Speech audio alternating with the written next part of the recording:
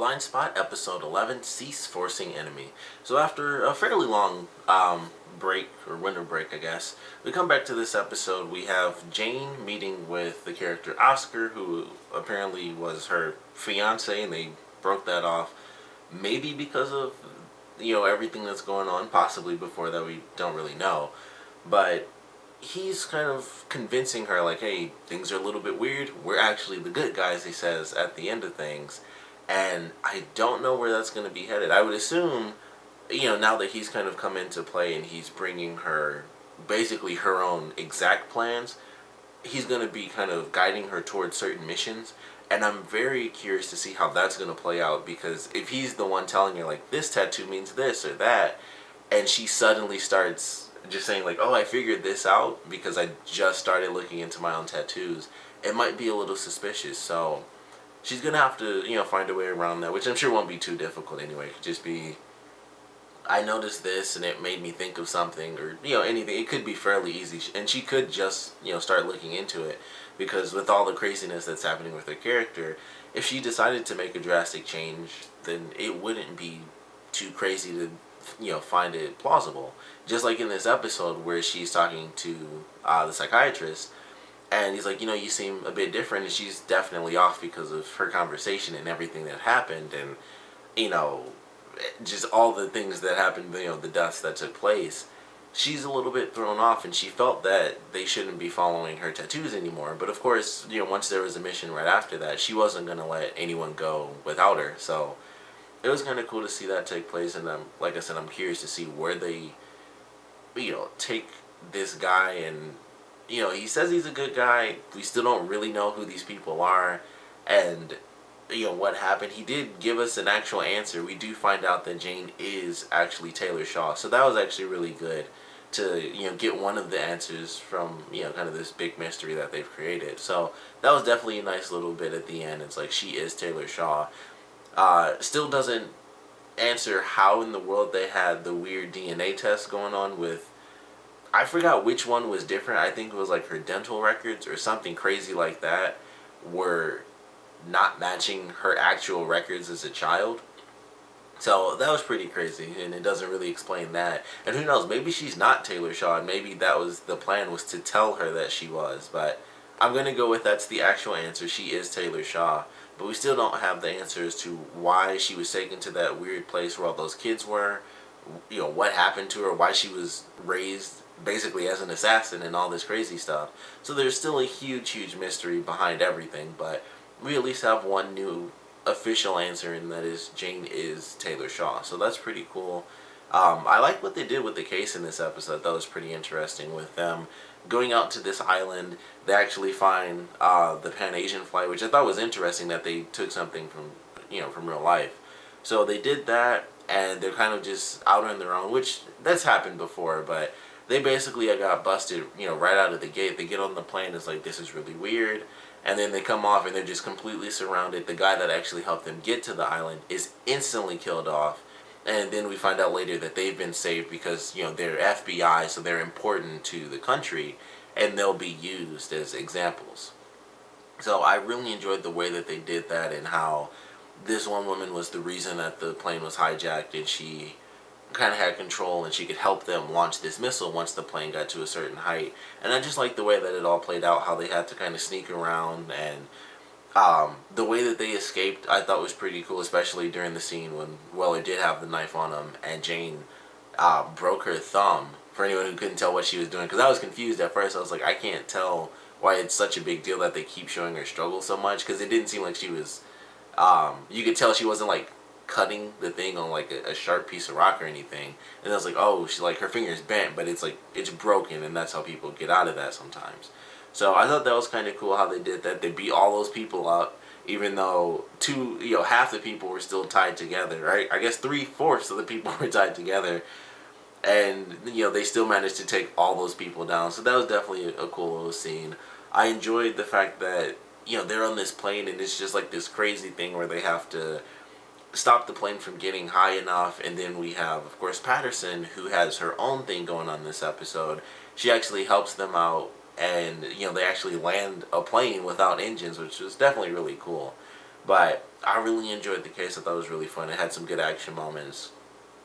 Fortunately, once they got there, after the guy that the, I guess, tour guide will say, after he died, at least as far as the rest of the episode goes, they were able to save everyone else, so that was good. It sucked that the guy got killed off at like the very beginning. I was like, man, I was surprised because I was wondering, like, considering they shot that guy, I was like, man, why would they keep them alive? So I thought that was definitely pretty cool, and of course, we get the answers to what they're doing on the island and everything like that. So that was really good. The other side of things was Patterson dealing with this guy Jonas, who's coming in basically doing an inquiry for her.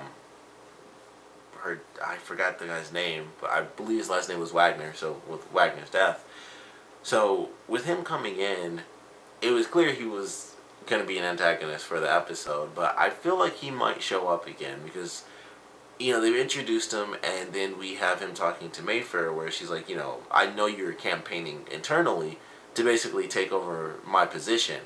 So I'm pretty sure we're going to be seeing a bit more of him, and he might try to lead sort of a bit of a coup. I guess it wouldn't exactly be a coup, but in a sense, a bit of a coup against Mayfair and trying to take her down. But I love the way she kind of came at him. I love the way they both came at him. There were separate parts that were really good, but Patterson was about to get suspended, fired. I don't know why they even use the term suspended indefinitely. It just means you got fired. But she's about to be fired, and so Mayfair comes in and it's like, look, I need you because we need this mission to be solved. We need our people back. And he's like, you can't do that. She's suspended. And it was like, I'm this assistant director and she's my agent. If you want to do something, like, write me up and then go ahead. So that was one of my favorite parts, and she just shut the guy down. And then when Patterson did the math in her head, he was like, how and where? She was like, in my head where math is done, now don't interrupt me. I really enjoyed that as well. And then Mayfair got him again when she's like, because he called her Bethany, and she's like, it is assistant director Mayfair. And I just love that. Like, I thought that was a really good moment for both of them. And Patterson had a great moment. And she like kind of broke down at the end because she was so freaked out. But I thought that was very cool how she was helping Jane and Kurt kind of get through this insane position of landing a plane without engines. So I really enjoyed that scene. I knew they would make it. I wasn't expecting them to like crash and die or anything because they're literally the two main characters. Of course they'll survive. But it was still a really cool scene. Just seeing it play out, I was like, this is still really cool, even though I know they're going to end up making it. It's still a really crazy position to see some people in. So certainly enjoyed that. Really looking forward to what they do with these new cases. Whatever Jane's going to be getting from this guy, however he decides to guide her using her own plans. So I guess she's kind of guiding herself. But however they plan on doing that, I'm really curious to see how it plays out, because at some point it might start to get a little suspicious if Jane does mention like, oh, I recognize this or I remember that. And if she keeps saying it, and she mentions to him like, we'll do it on my own terms, because she does trust the people that she works with and works for, so she's not going to betray them.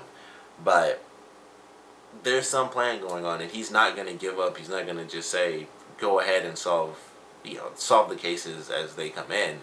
So he's going to be guiding her towards something. And it may not necessarily only be cases, and that's what I'm interested to see. If it's just more cases, or maybe there's some other aspects to this plan, which I'm sure there are. If this mystery group, they're supposed to be the good guys, there's got to be something more than just stop all these people who secretly have secretly done stuff to our country and stuff like that. So really looking forward to it. Glad to see the show's back. I think this was a pretty good mid-season premiere for the show. I think that it was a good return.